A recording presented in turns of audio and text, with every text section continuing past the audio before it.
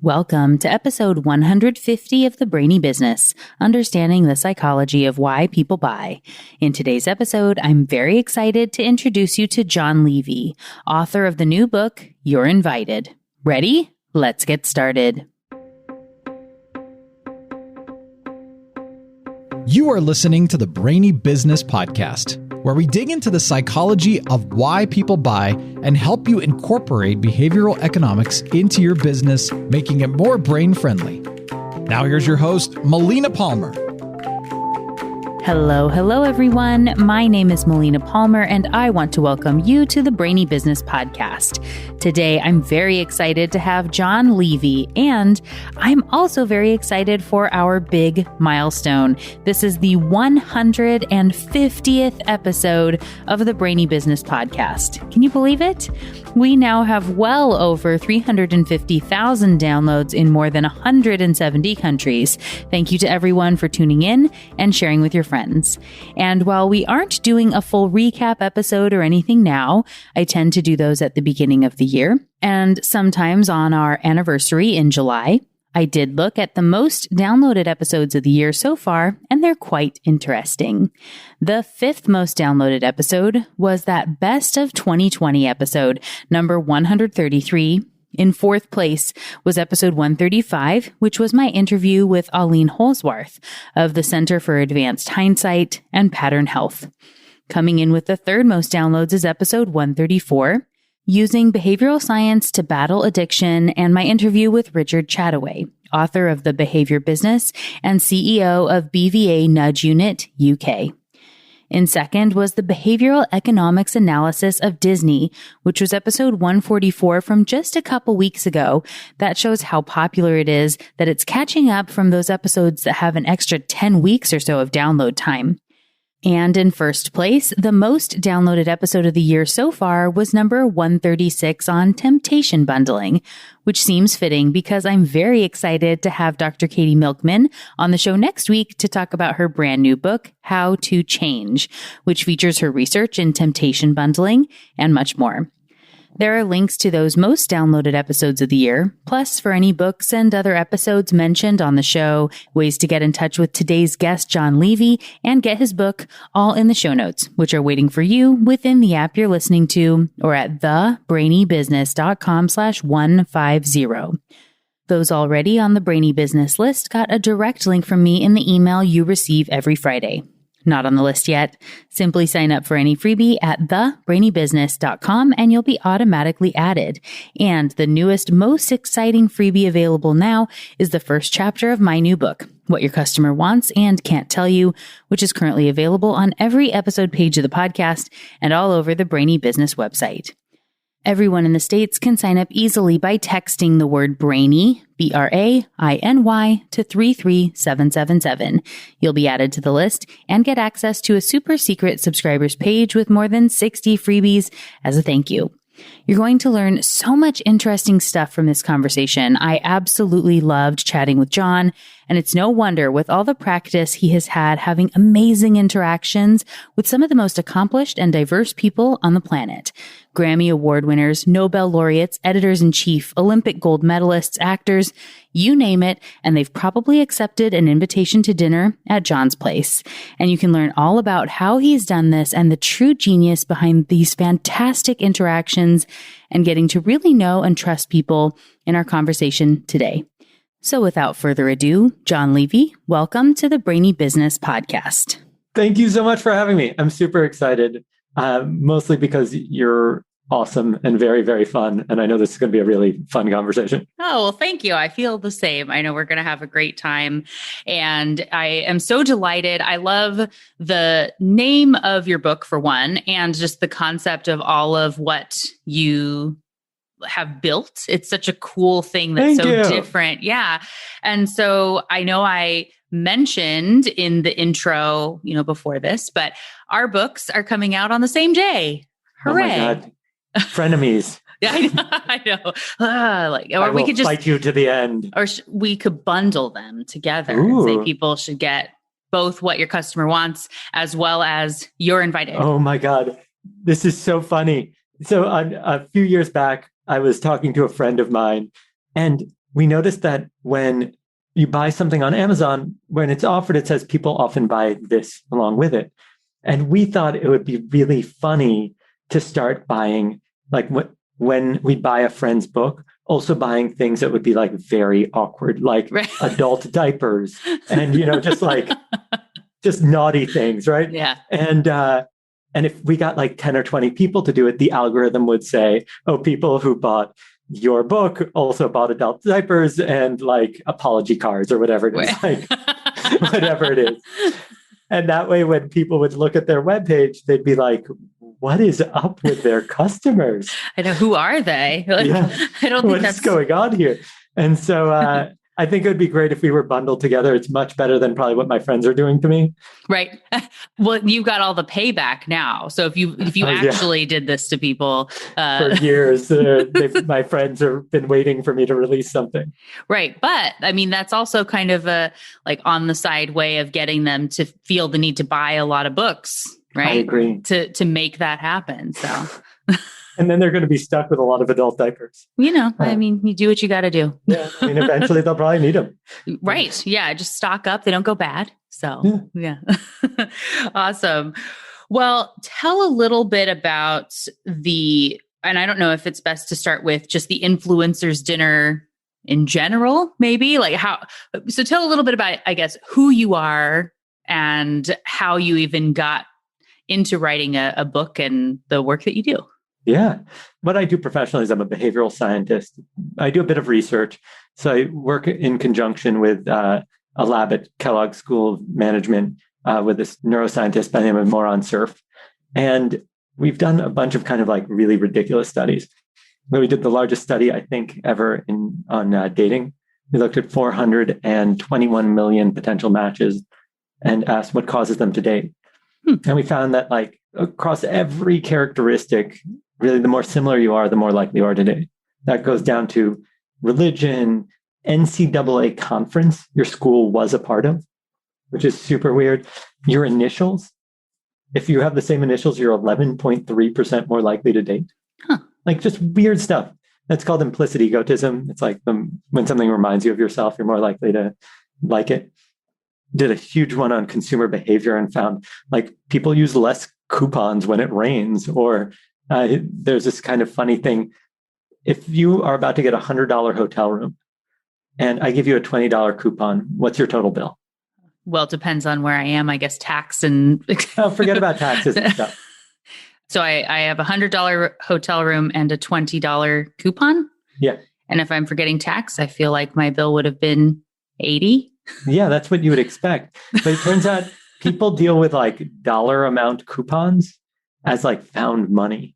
Oh, yeah. And so you end up with a bill of like 120 because you feel the right to upgrade. Right. And so we kind of just called it, we never formally wrote this up, but we call it the delusion of discount, which is like, if you think you're getting a discount, you're kind of delusional. And that's the kind of stuff we do. It fits into like behavioral economics or behavioral science. We're doing another one right now about YouTube. And that's kind of like the fun and games, just because I'm interested and I really believe in research. But what I spend most of my life on is the application of research, right? There's so much that we've learned about human behavior, but we very rarely use it. And what I've especially been curious over the past decade is what allows us to connect, what allows us to build trust. And really, that leads to having a sense of belonging. Because when we look at everything from human longevity to business success, the predictors kind of point to this very odd characteristic. Like the top predictors of human longevity aren't doing yoga and finishing a cleanse. It's number 2 is close social ties, and number 1 is social integration.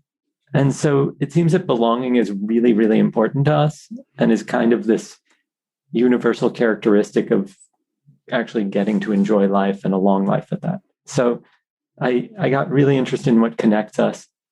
And to kind of prove out my theories, I did something absolutely absurd. I convinced groups of strangers to come to my home. They weren't allowed to talk about what they did or even give their last name. They then cooked dinner together. And when they sat down to eat, they got to guess what everybody did professionally.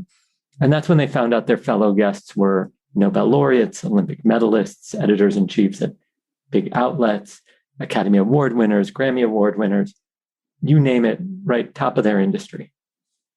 And then when they were done with dinner and hanging out together, they came to my kitchen, washed my dishes, and cleaned my floors.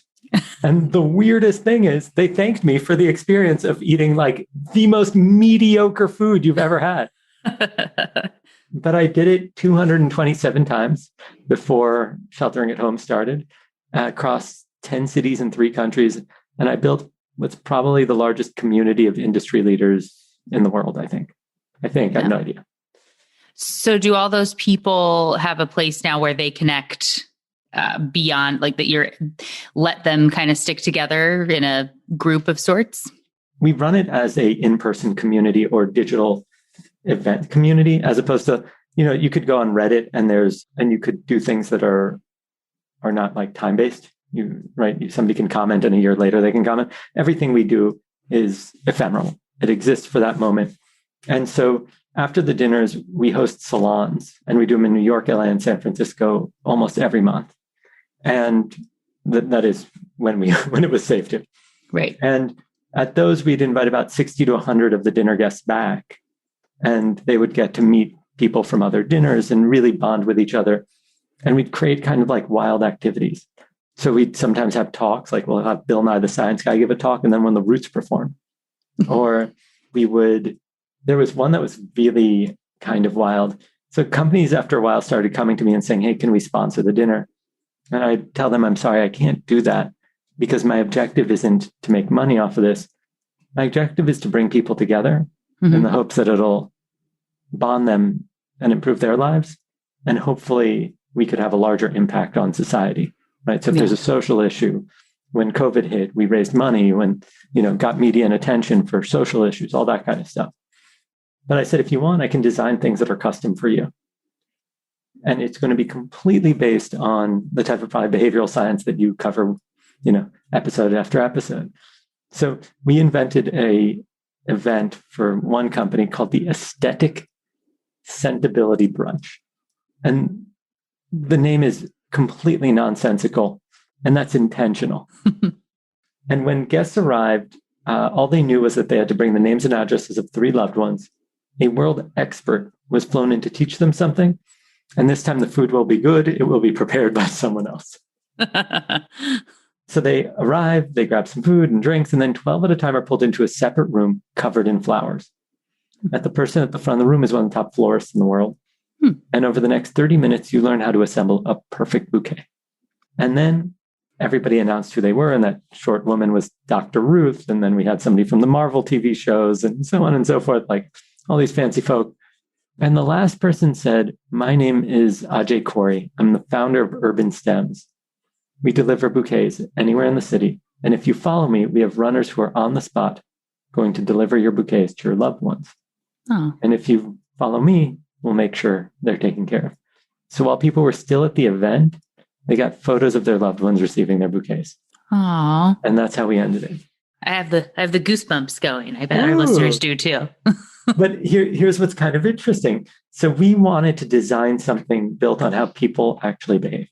And so we said, okay, if I want to engage highly influential people, for starters, it needs to be novel. It needs to be fundamentally a different format than anything that they've seen before, because these people are so busy. Unless it gets on their radar, they won't care. So we knew that we had to create something kind of weird, right? And there's a section of the brain called the SNVTA. It's the Major Novelty Center. Essentially, the more novel something is, the more we're enticed to explore and understand it. And so by creating an experience where we left a lot to their imagination and for them to wonder about, they got more curious. It was also why we gave it such a weird name, the Aesthetic Scentability Brunch. Now, in retrospect, you go, oh, scent, aesthetics. I kind of get it. Flowers.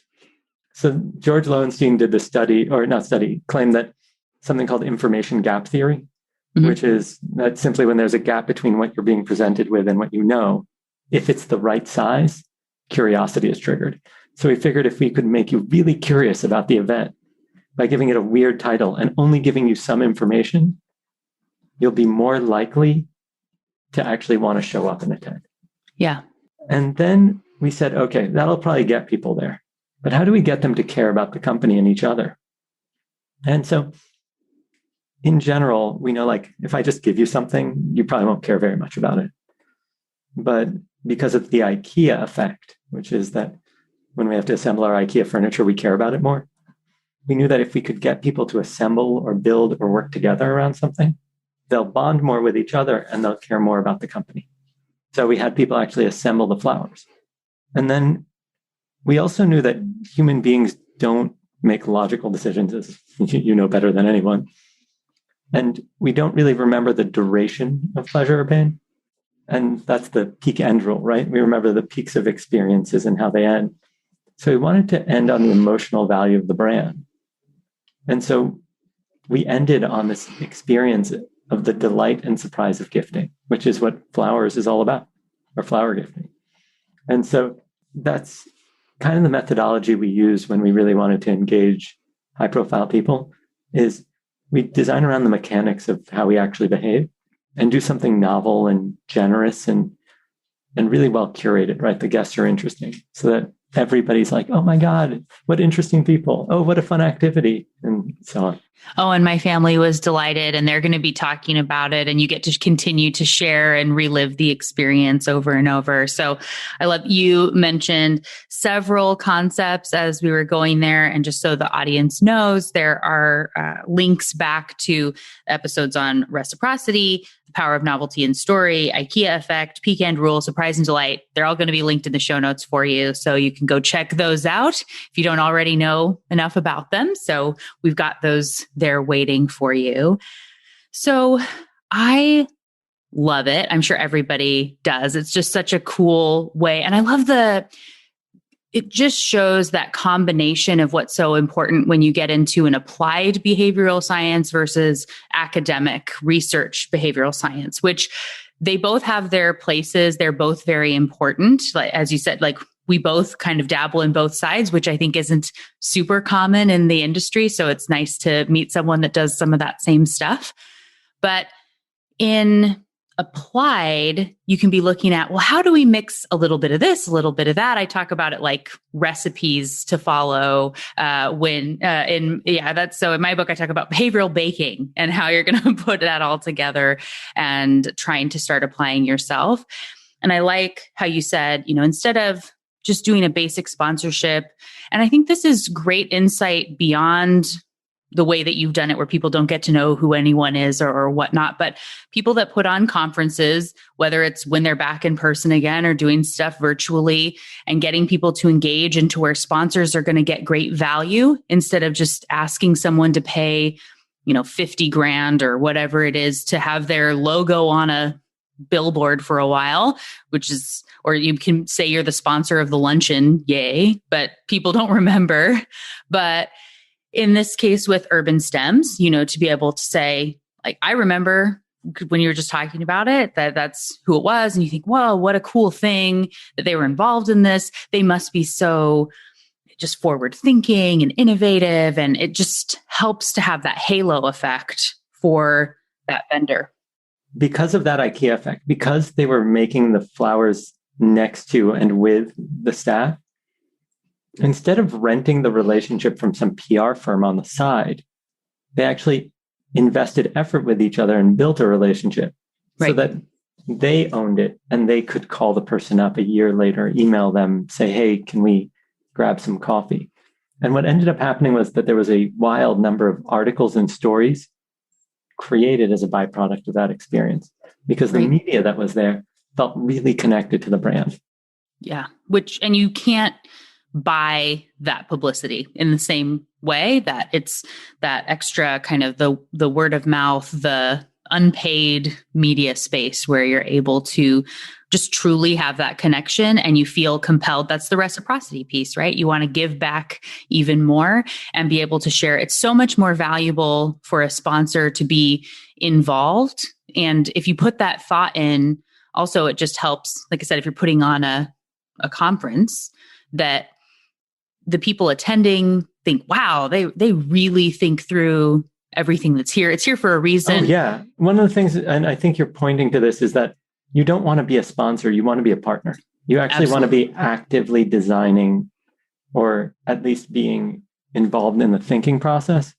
Because what matters is that people get your core value and value proposition, not that the number of events I've been to that I partner with companies and then they're spending their time rearranging like the tables and chairs to be perfect and the plates in the perfect spot.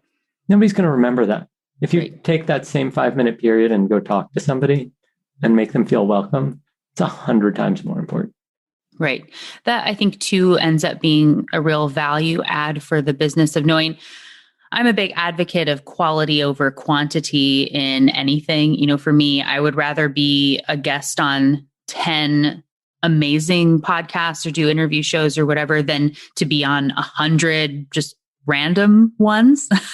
And to be able, again, if you're sponsoring stuff, don't sponsor 10 things kind of halfway and just throw money at it, where you can do 2 things really, really well that people will remember. It's going to be so much more valuable and impactful over time. Yeah, I think that there's a lot of value put at scale, and that's often questionable.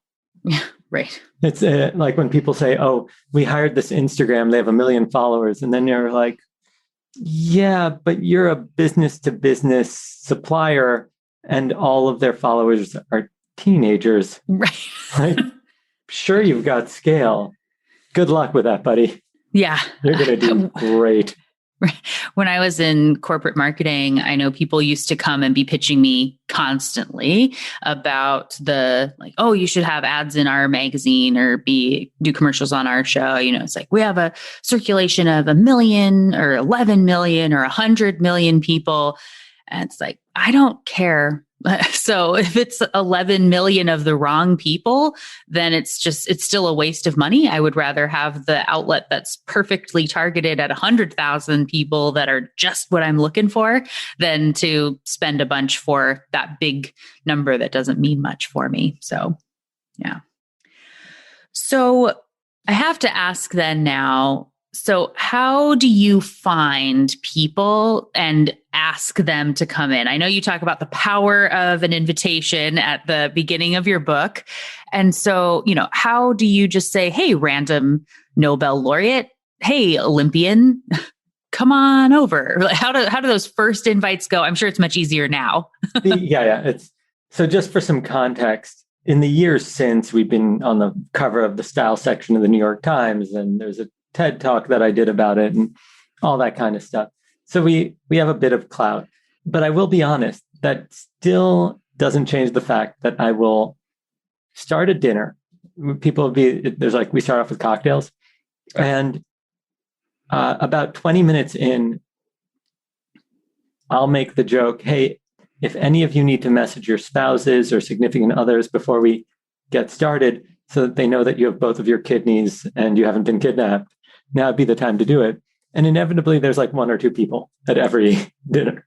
So no matter how much street cred you have, there's always going to be like a little bit of concern because you're doing something different. And that's fine. In the early days, I didn't know impressive people.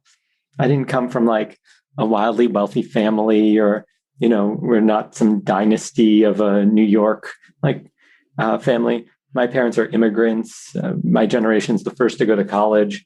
So I started with people that I knew that were really impressive, but that weren't Nobel laureates. And then I kept kind of asking for recommendations and meeting people at events. And over time, it's just a consistency thing. I outlasted all the other kind of social events. And so, and then I started a research team. And I hired people, and I'd pick a topic. I'd say, find me all the Nobel laureates in New York. Find me all the Olympians in New York. Find me people who are New York Times bestsellers. And the list would grow and grow, and we'd invite from there. Now, sure, anybody, you could get literally anybody's contact info. You want to reach out to Ashton Kutcher, how hard could it be to find an email address? You just try a bunch of stuff until something works, right? That's not the important part. there are two important parts. One is never get hung up on Ashton Kutcher, not being myopic, because there's 1,000 people just like him. Maybe not just, I don't know, Ashton, if you're hearing this, you're a very special human being. We love you, Ashton Kutcher. We love you, Ashton Kutcher. Well, she loves you, Ashton Kutcher. I think I'm sure, a wonderful guy. The key, though, is not to get caught up on that, because there's more actors than you can come up with who do investments than you'll ever have time to meet in your life. The key is understanding what are the behaviors or interests of that general group. And so let's say you want to meet all the people in the entertainment industry. I think the entertainment industry is estimated at like 400,000 people, right? There's a very silly kind of fun equation called the prize law. And it has to do with academic papers. And it says that if you take the square root of any group of producers, half of the work will be done by them. So if you have 25 producers, 5 of them, the square root, will have done half of all the publications in academia. So that means that in Hollywood, it's probably about 630, 40 people that are doing half of the work. And that's why you keep seeing Steven Spielberg on the same lists and Jerry Bruckheimer and all these people. And really, it's just all at this point Disney anyway. But the point is that that's a very manageable number to come up with. If you can come up with 600 people across the industry, you'll have the top sound editors and actors or whatever it is. And okay, track them down. Now we want to just figure out what it is that actually engages these people. And within specific industries, there might be quirks. But in general, when you're at the top of your industry, you're kind of just, everybody's after your steam. Everybody wants your social clout, your time, your expertise, your access, your money, right? Like everybody wants. So I had to figure out what will get past all that. And for that, I realized I need to do something generous so that they're not concerned that I'm after something. And the fact is that from a business perspective, I have no use for a Nobel laureate, an Olympian, an actor. I'm not in the entertainment world. I have no use for a Grammy. Like, I mostly work with big corporations on company culture and sales and marketing and things like that. So most people that meet me through the dinners have zero concern that I'm after something. Right. The second is that, and you mentioned this, which is novelty. So like, they don't need another casino-themed fundraiser. They don't need another cup of coffee to meet somebody. What we want is something that stands out, that entices us, that's interesting. Then the other thing is that if you look at the most important people in our culture, if I were to ask you who do they spend most of their time with, who would you guess? I don't mean the ones that are locked at home with their family right now. I mean, like pre-COVID. I guess it would be their assistants. Yeah. And everybody thinks it's other fancy people. Right. It's not. And so if you can curate an environment with other high-profile people, they will go far out of their way for it. Think about it. Have you ever heard of like Davos? A little, but go. Yeah, Davos is kind of like the World Economic Forum where like world leaders come and corporate heads, and it costs like $250,000 for a ticket or something like that. And people are willing to pay it, even though it's in a miserable environment. It's in the cold and snow of winter, and you stand in slush hoping to bump into like Andrea Merkel's and Bill Clinton and Bill Gates, right? But it's worth it because they've curated it so much. And so if you can curate an environment with other interesting people, people are willing to spend 10 grand to go to TED because TED took care of the curation. You could hear those talks online. If it was about the ideas, just view the TED Talks. So I would argue that that's at the base of what people want, that it's this opportunity to meet interesting people. That's also novel, a novel experience, something that's remarkable worth talking about, and something that's generous so that they don't have to be worried that you're after anything. Now, I do want to point out, I don't mean generous like giving them stuff, because the kind of experience I'm generous with is letting them cook me dinner or make flowers for me. Yeah, no, I think, but it's generous with an understanding of who they are and what they're interested in, and that you were thoughtful enough to think about something that they would find value in, and that you're giving some of that that time and an opportunity. It's the generosity of spirit, perhaps more than anything else, is kind of what I heard what you're talking about. It's interesting. I'd also say that with different groups, the generosity is a little bit different. If let's say you're not yet at that point in your career where you're more of like a community influencer, right? You have influence, like you're a martial arts master or reverend or something like that. I would say that you've tasted some success, and either what you're curious about is maybe mastery or going up to that next level. And there, I'd say generosity of skills, opportunities, maybe access and resources really makes a difference. Yeah. So my next question on this would be, do you try to curate that it's some sort of homogeny in the people that are there, that they would have something in common to talk about, and you give them like a theme of the evening? Or do you just sort of pick the most random group of people and put them together and see what happens? How do you do that? I guess I'm assuming the salons have some sort of a focus to them, but. One of the things that's interesting is that let me answer that in two parts.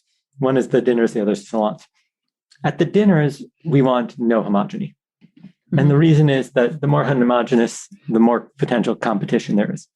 So if you have two rock star authors, they might be comparing themselves with each other. Now, that tends not to be an issue because people made friends before they knew who people were. Right. And so we, as a general rule, try to only have one person per industry, maximum two. So we're not going to have more than two actors or two editors in chief or something like that. Also because then they begin to recognize each other.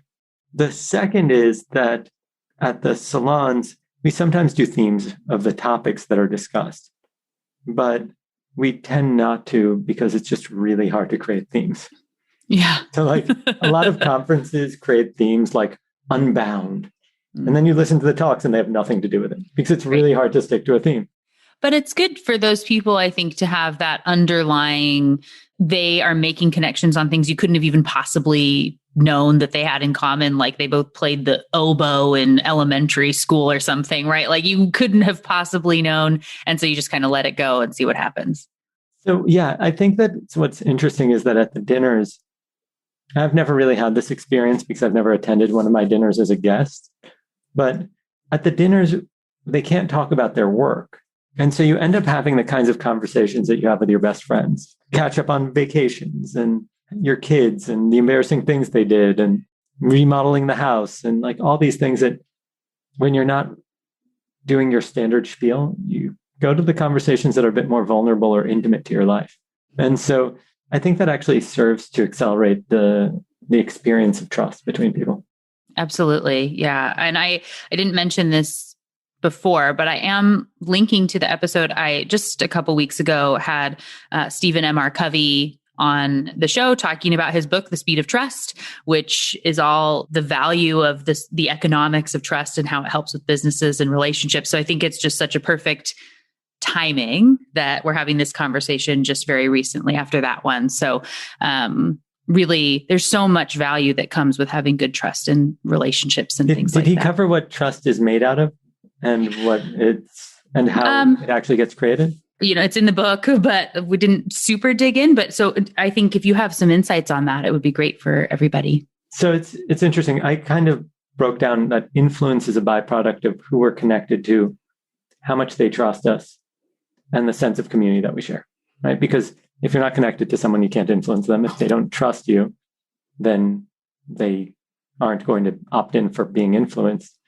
And you may notice that it's compounded by how much of an experience of belonging you have with each other. And so researchers in general view trust as being made out of three things. Some people say four, but I stick to three. And those are competence, honesty, and benevolence. Now, they're not all equally weighted. So if you screw up one day, I don't say, oh, I can't trust you, you're incompetent. I say, you probably had a bad day. You got your second vaccine shot and you've been exhausted.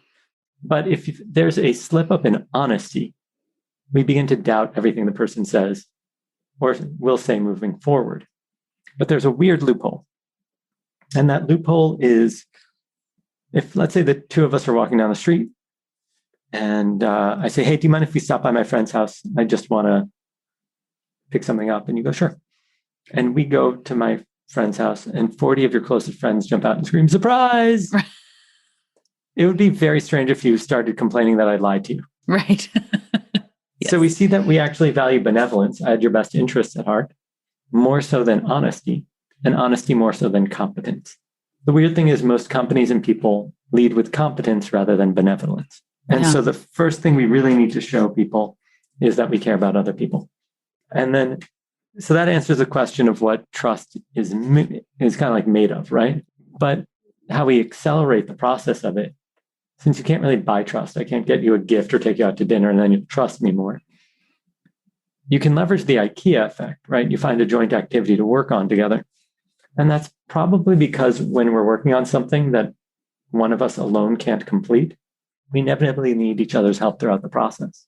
And that will trigger what's called a vulnerability loop.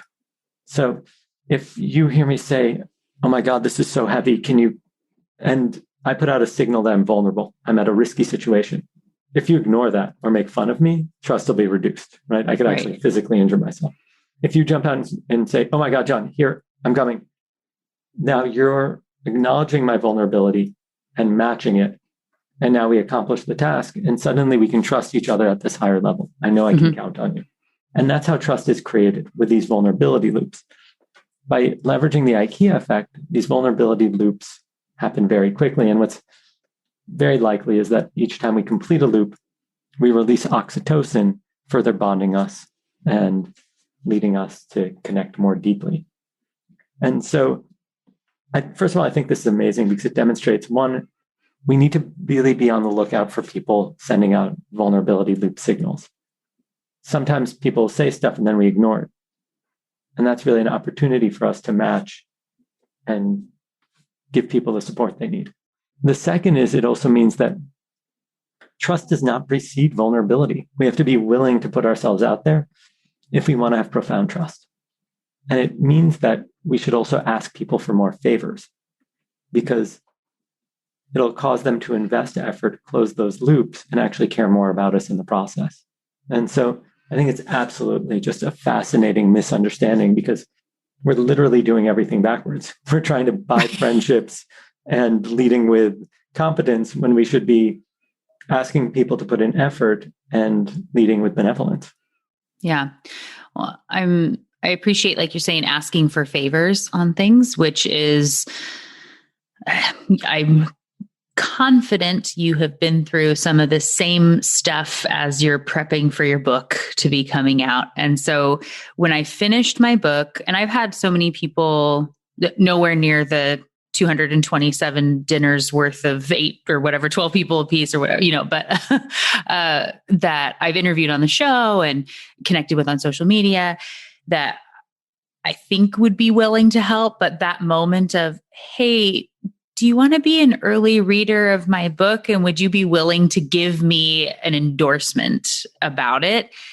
Was the most horribly uncomfortable thing. And also reaching out to be like, do you want to be my forwardist, please? Just excruciating feeling to have to ask for.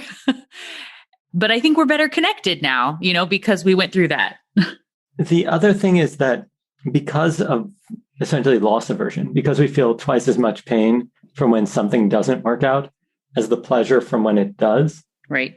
Then it also seems like a much, much bigger deal than it is when people are like, oh my God, I'm writing my own book right now. I just don't have the time to read somebody else's. Right. And we take it so personally. And we're like, screw them. I didn't like them anyway. Right. Yeah. Or if you don't hear back, you think like they hate me. I'm the worst at whatever. Really, they're just locked in their house with 4 kids. They haven't seen the light of day in a week. They're barely alive. They don't know how to feed everybody while also being on conference call Zooms and teaching science to a 6-year-old and all of that. Yeah, I know. Math, right? That's the thing. The Common Core math thing is not my jam by any means. So yeah, I know I was having to be reaching out for those in like November, December, 2020, asking for like happy holidays from quarantine. Will you please read my book with all the spare time you have and do me this favor? Thanks. So I really want to make sure we've covered a couple things. I had several notes that I wanted to talk with you about from the book and from your work, dinner work. Yeah, I don't know. Sure, let's go with it. Well, let's call them terrible then. Yeah.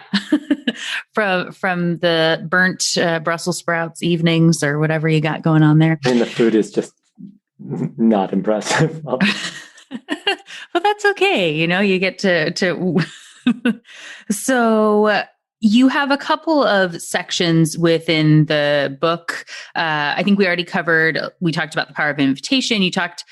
I think you touched on connecting with people, but you have a section here that's talking about how to connect with anyone. Is there a simple tip that you would have for people on that? Most basic one is that we're generally told terrible advice, which is go out there and network.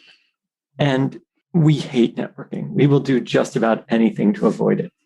Like nobody really has ever said, oh my God, I love networking. I can't wait to do it right now. And if they did, then they're probably in a multi-level marketing scheme and get away from them. The problem is that networking evokes feelings of being dirty, mostly because it's not a natural way for people to connect. Mm-hmm. And what we want to look at instead is how do we make friends? Because that's really natural for us. It might be a little uncomfortable in the sense that like our muscles have atrophied as we've been locked in our homes for so long, but it's something we enjoy. If I ask you, would you like to network? People are like, ugh. If I ask you, do you want to make some friends with interesting people? You're like, absolutely. Now, if you're introverted, that number might be smaller, but you still want friends, right?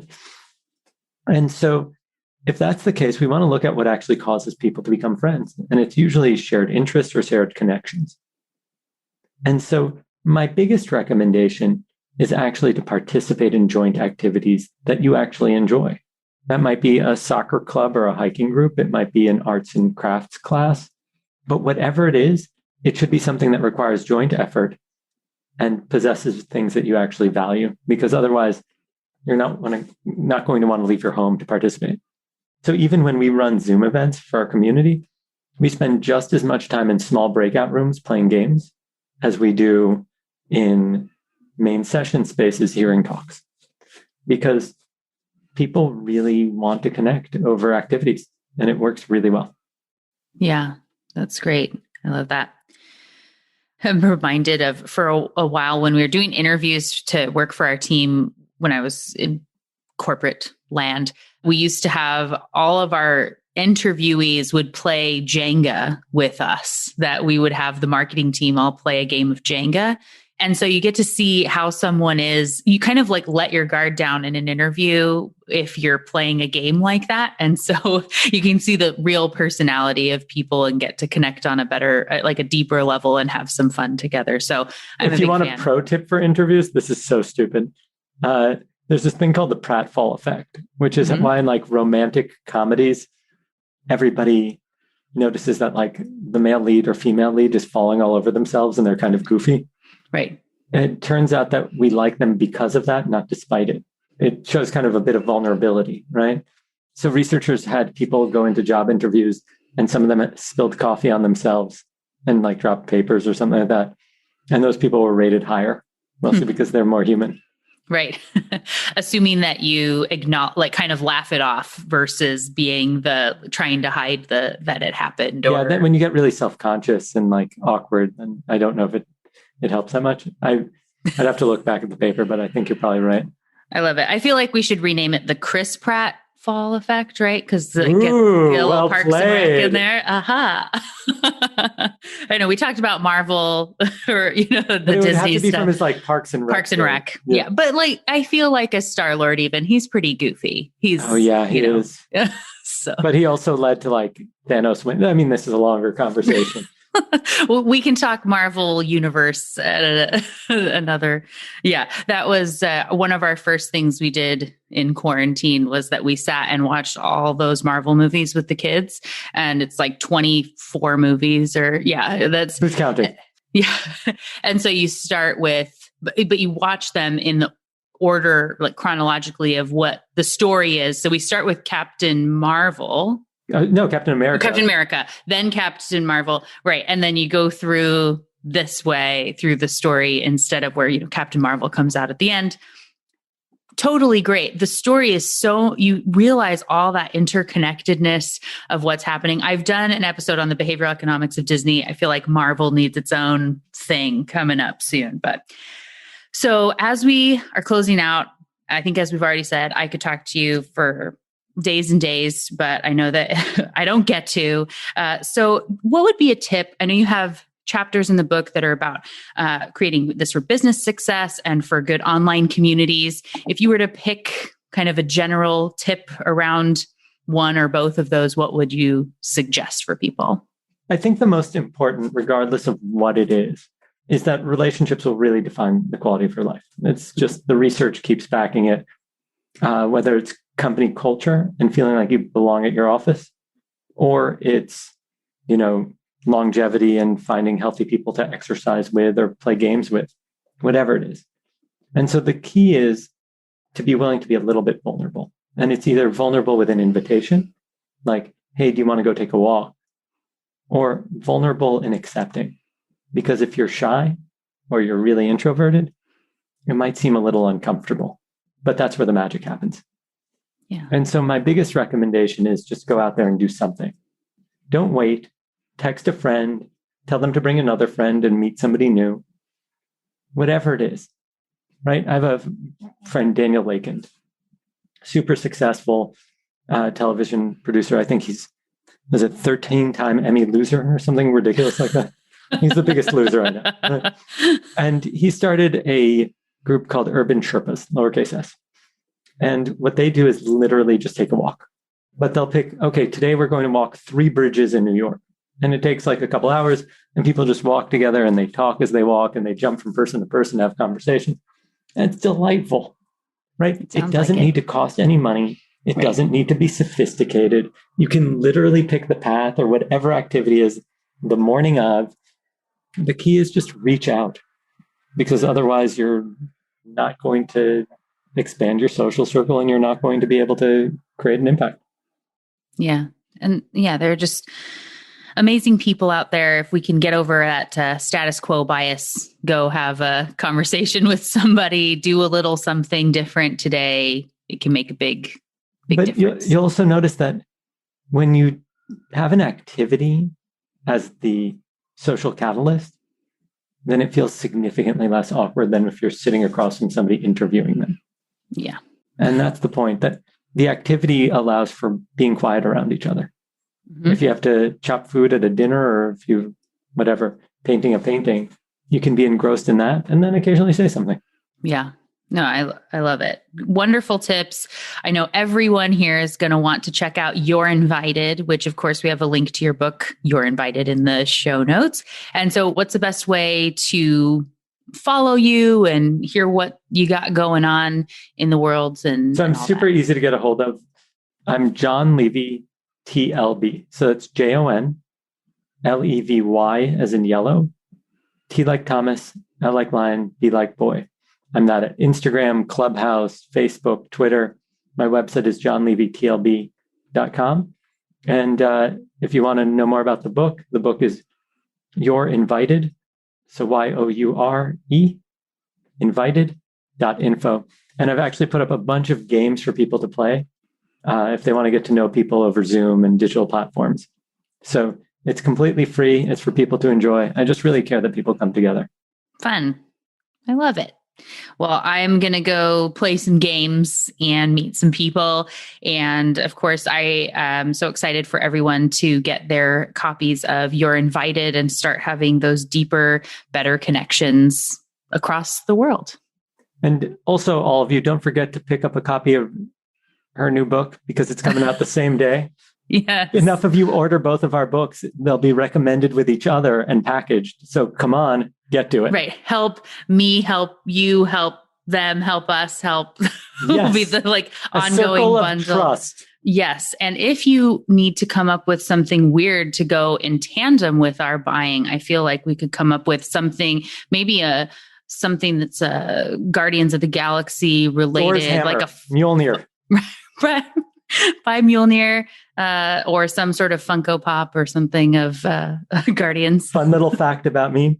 I was planning on buying a Mjolnir and bolting it to my living room floor so that nobody could ever pull it.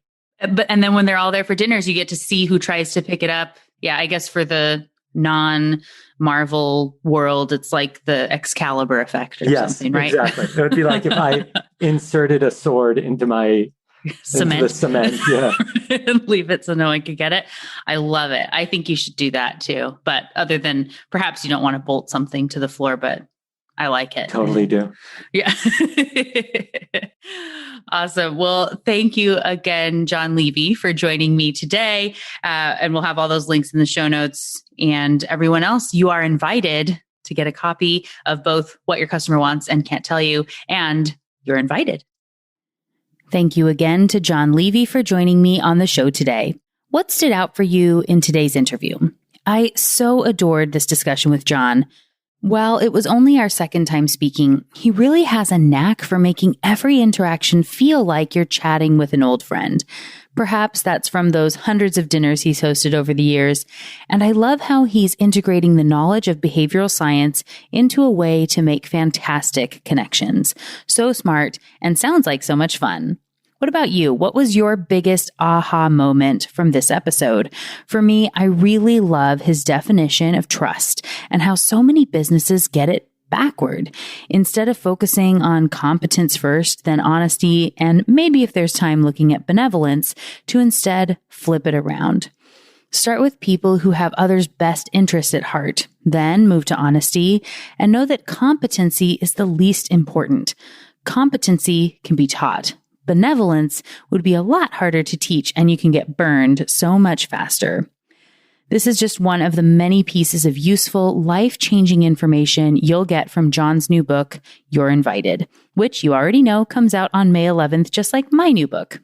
Get your copy of You're Invited using the link in the show notes at thebrainybusiness.com/150. It's waiting there for you, along with so many other great books and past episodes, and links to connect with Jon. And speaking of my new book, What Your Customer Wants and Can't Tell You, I'm going to be holding a virtual launch party or two on May 11th when the book comes out. There will definitely be one at 9 a.m. Pacific and possibly a second one that day. Still working on trying to accommodate time zones and such so we can all celebrate together. The parties will be held in my brand new free community, which is for everyone around the world who wants to have deeper conversation and connection about behavioral science with me and others around the globe. It's an amazing space that you want to be part of. Much like the salons and dinners Jon spoke about, I'm bringing together everyone with an interest in behavioral economics and behavioral science. Whether you have a PhD or are just learning about it for the first time, come join us and kick it all off with this virtual book launch. If you've been a listener for a while, you may have heard me mention the Be Thoughtful Revolution. I'm keeping that name because I love it, but changing things up. So this is now the name of this free community, which will be growing and developing over time. There's a link for you to join the community in the show notes, and I hope to see you at the virtual book launch on May 11th. Thank you all so much for your support. I appreciate you, and I can't believe it's almost here. And thank you again to Jon Levy for joining me on the show today. It was an honor to chat with and learn from you, and to bundle our books together for those May 11th launches. There are some amazing books coming out in May, including the one we'll discuss next week on episode 151, when Dr. Katie Milkman joins me to talk about her new book, How to Change. It's going to be a lot of fun. You won't want to miss it. Until then, thanks again for listening and learning with me. And remember to be thoughtful. Thank you for listening to the Brainy Business Podcast. Molina offers virtual strategy sessions, workshops, and other services to help businesses be more brain-friendly. For more free resources, visit thebrainybusiness.com.